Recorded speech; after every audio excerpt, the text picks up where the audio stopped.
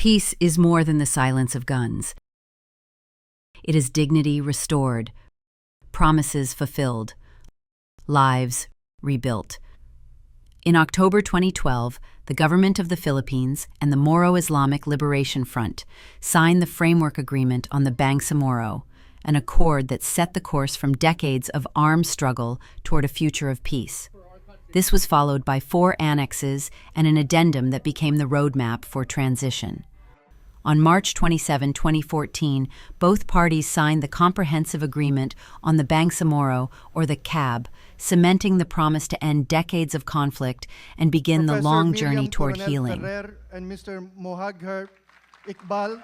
To my fellow Mujahideen and the Bangsamoro people, our journey towards peace has borne us this agreement. We accept the comprehensive agreement on the Bangsamoro with gratitude and enthusiasm.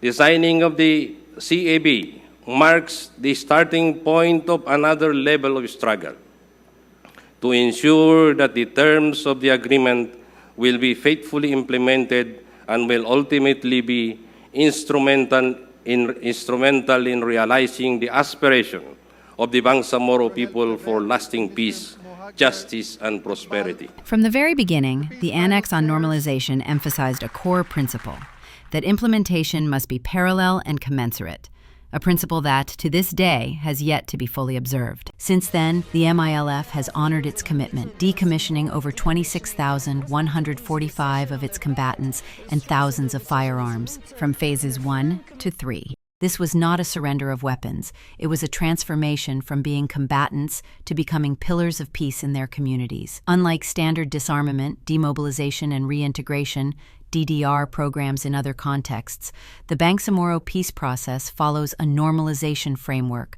holistic, rights-based, and anchored on the CAB. Under the Annex on Normalization, both parties agreed to the following components. 1. Decommissioning of MILF combatants and weapons. 2. Security arrangements, including the Joint Peace and Security Teams, JPSTs. 3.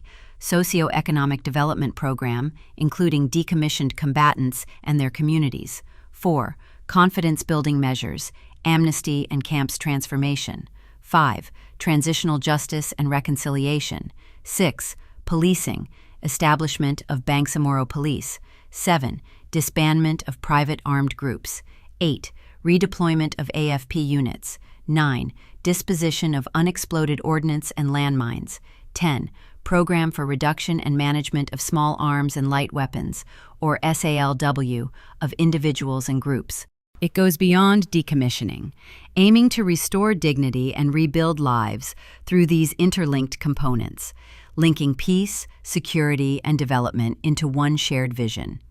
This vision took a concrete turn in February 2024 when both parties, the Government of the Philippines and the Moro Islamic Liberation Front peace implementing panels, finalized a revised socioeconomic package for decommissioned combatants. It must be noted, however, that the same socioeconomic package had already been introduced during the Aquino administration, updated under President Duterte, and further refined in the February 2024 revision.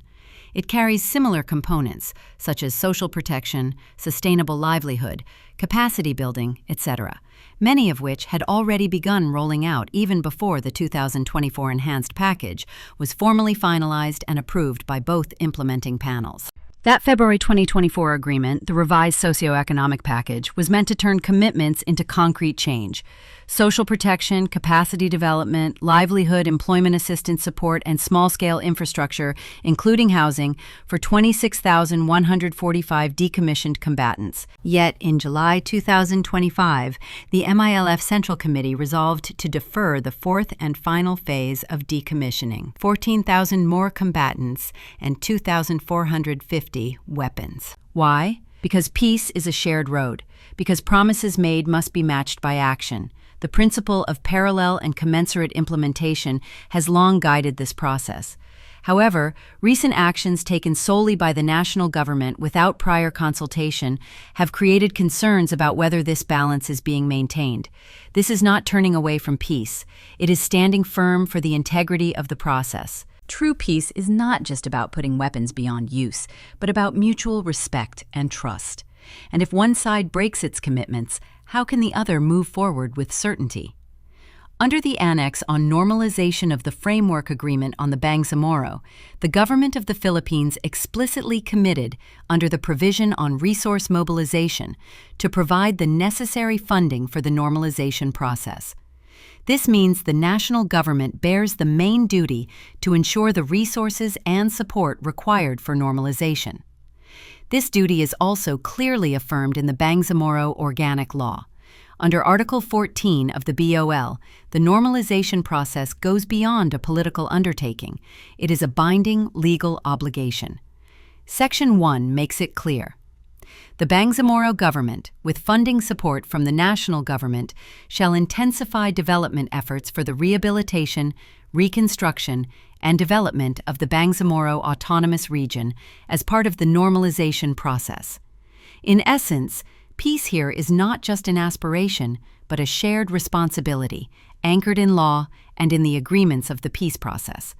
A responsibility where the national government carries the primary obligation to allocate resources, and the Bangsamoro government works to ensure these reach communities, rebuilding lives and sustaining peace. But while the provisions of the Comprehensive Agreement on the Bangsamoro and the BOL are clear in assigning these responsibilities, the reality on the ground tells a different story.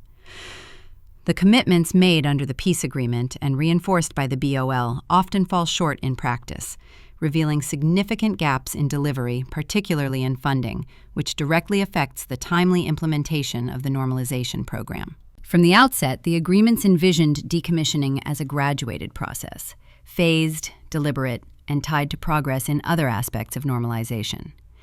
Yet the report of MILF Task Force on Decommissioned Combatants and Their Communities, TFDCC, as of August 2025, still reveals some critical gaps. Narrow reach. Many programs still cover only a fraction of the 26,145 decommissioned combatants.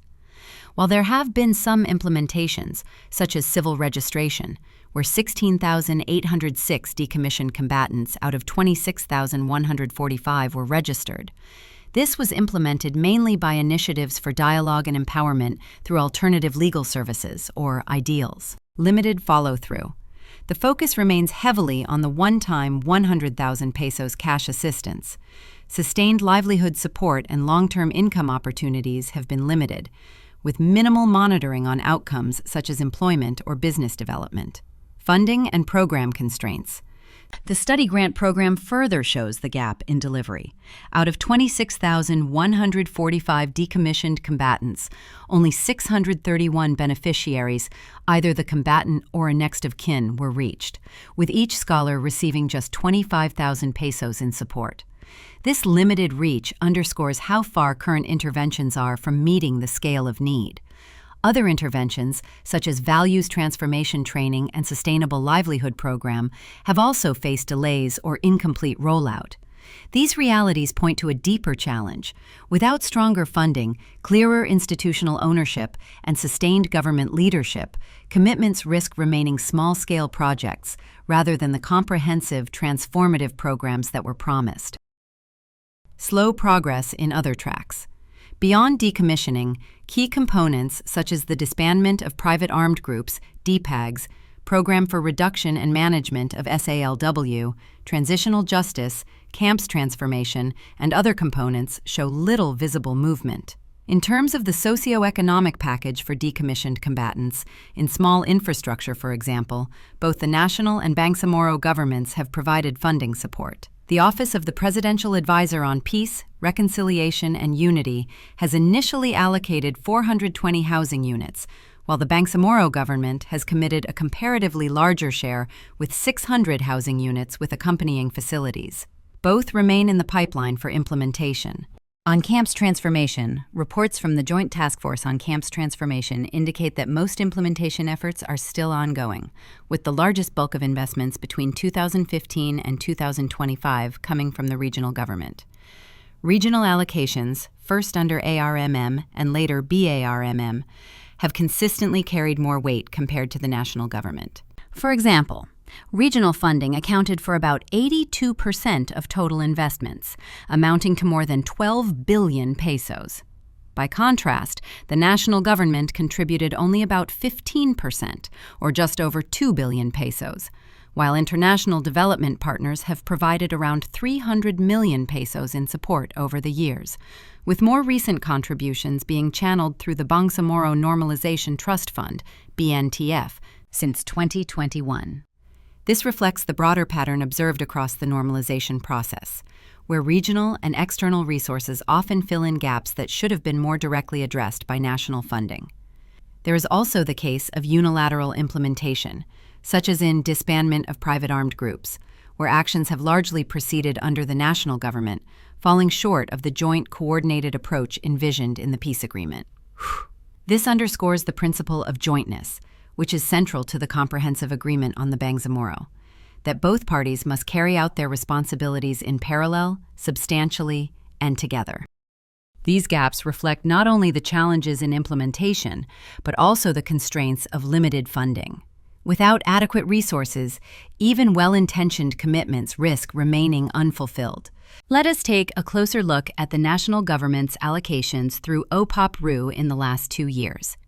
In 2024, 901 million pesos was earmarked for the normalization program, while more than 5.2 billion pesos was allocated to the PAMANA program. In 2025, the budget for normalization increased slightly to 912 million pesos, with PAMANA again receiving more than 5.2 billion pesos. The contrast is stark. While PAMANA consistently receives over 5.2 billion pesos annually, the resources dedicated to normalization stay below 1 billion pesos. In effect, the headline growth in OPOP-RU's budget has not translated into stronger support for normalization. This imbalance is even clearer when viewed against the commitments defined in the revised socio-economic package, finalized in February 2024. By then, the government had already been allocating funds for normalization through earlier GAAs. The revised package outlined a broad set of socio-economic measures: 100,000 pesos transitional cash assistance, health insurance, civil registration, 4Ps enrollment, values transformation training, alternative learning system, education assistance program, skills development trainings, emergency employment, sustainable livelihood program, and small-scale infrastructure, including a uniform 650,000 pesos per housing unit implemented by the National Housing Authority through the 2024 PAMANA and the Ministry of Human Settlements and Development through the Special Development Fund. Yet, translating these commitments into sustained delivery requires more than a framework. It demands adequate resources and consistent prioritization.